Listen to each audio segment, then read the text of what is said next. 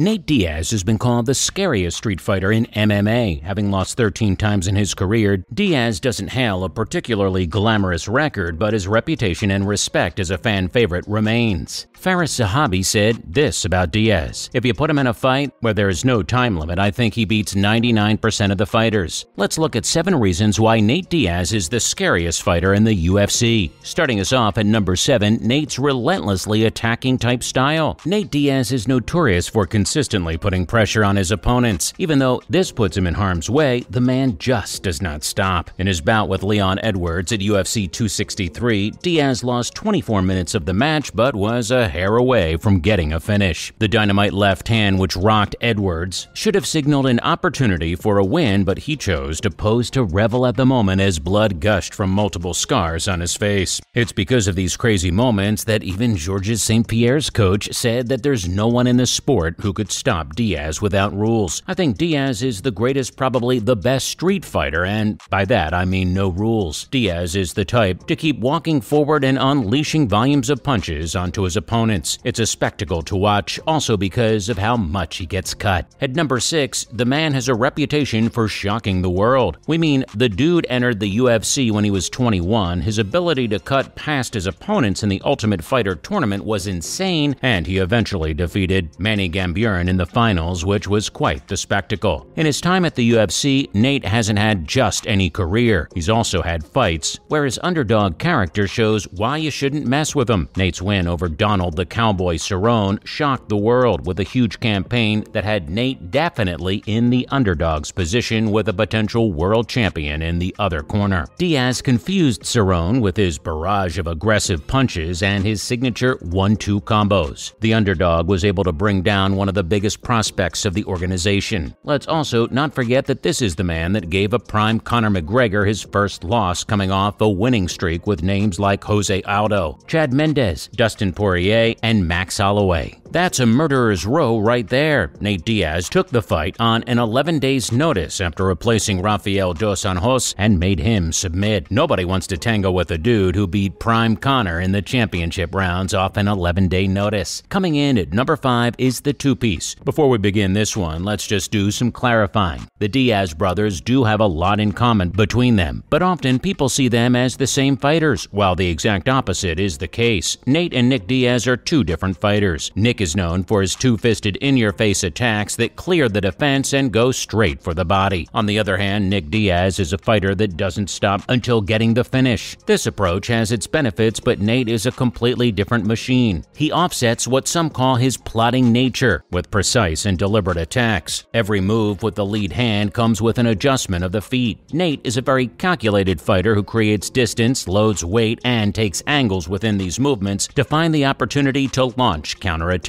His 1-2 combo is the attack that comes out most often, and that's the attack that got wins against Donald Cerrone back in 2011 and against McGregor. At number 4 is the deadly ground game of Nate Diaz. While we know that Nate Diaz is a very deadly striker, most people don't realize how good he is on the ground. He can shift from a deadly striker to a stealthy grappler in seconds. The man has 13 submissions to his name, and he's currently all-time number 2 most submissions in the organization. The way Diaz shows his grip over the fundamental attributes like spatial awareness, body control, correct posture, and timing really shows how true of a black belt he is. Nate received a BJJ black belt under Cesar Gracie in 2012, but since his brother Nick Diaz introduced it to him early, he's been a lifelong practitioner of jiu-jitsu. Nate used those very jiu-jitsu lessons he learned along the way to carry him through his fights. Diaz's jiu-jitsu was the key to his victory in the first match with McGregor, and it continued to complete his arsenal. There's a reason the man has wins over people like Conor McGregor, Anthony Pettis, Donald Cowboy Cerrone, and Gray Maynard. Following that at number 3, the Stockton Slap. The one thing that ties all the lunging jabs and left hands is the Stockton Slap, which happens to be a deceptively powerful weapon for Diaz's style. Mainly, fighters tend to overextend their punches, and that is where this technique is most deadly. And to clarify, all fighters leave space open. Conor McGregor does it, and so does Nate, but the game changer is the way Nate's hooks allow him to close the gaps and prevent himself from getting hit. So even when the opponent opposing fighter has an opening, not only is it small, but they also have to worry about the trademark slap coming in as they lean to attack. Other than in being effective, the slap also throws the opposing fighter off his game. It causes him to get flustered, making him more susceptible to making mistakes. Andre Ward, a two-weight world champion, often used to spar with Diaz, and this is what he said about him. They call it the Stockton slap because he will slap you to death, man. I don't mean that in a bad way. At number 2 is the mental edge he has over everyone. And the final piece of Nate Diaz's armor is the mental edge he has over everyone. This is what makes him the scariest fighter. It's all in the way the Diaz brothers make excuses. When Rafael dos Anjos took Nate to town while standing and on the ground, stinging him down with head kicks and dominating him from the top position, acceptance was not an option for the fighting pride of Stockton. He explained that he was not in the best shape, but he is not prepared to pull out of the fight. He then went on to say that he showed up regardless to fight and that he will be ready. Nate Diaz is not one of those people that accepts defeat. One would think that this kind of mentality hinders a fighter's learning, but clearly that isn't the case with Nate. Call it pride or confidence, it works. The man is sort of like a contract killer. He's there to fight and he will fight. That's the kind of dude you do not want to get in a street fight with. A dude who fights for the sake of fighting and is coupled with skill and endurance? No way. The most interesting part about all of this is that Diaz, without fail, absorbs punishment before he reaches the finish line. He is known to be easy to cut with an eyebrow that tells the stories of a dozen old wounds. He claims to have fought injured for at least 10 of his fights now, and even in winning positions somehow finds himself taking hard shots of being pinned to the canvas. This mindset is fueled by the reality of his body and the perspective of unarmed combat. Even when he's winning, Nate is conscious of the fact that fighting isn't easy and there's always a price to pay. In 10 of his professional fights, Nate has failed to waive the price, but that is what fuels him. Conor got where he got because of winning, but it's losing that enabled Nate to beat him. One can even say there's a sort of humility underneath the gangsta persona that he keeps. There is a clear acceptance of risk that most fighters do not possess. Diaz knows the unpredictability of the sport, that is, chaos, and anything can happen on any given night. He's accepted loss and humiliation, and the man doesn't care. Like, I'm probably gonna get knocked out. Just take that and accept it, and then go in there and make it happen. When it doesn't happen, when you come out with a win, that's pretty exciting, is what he says about it.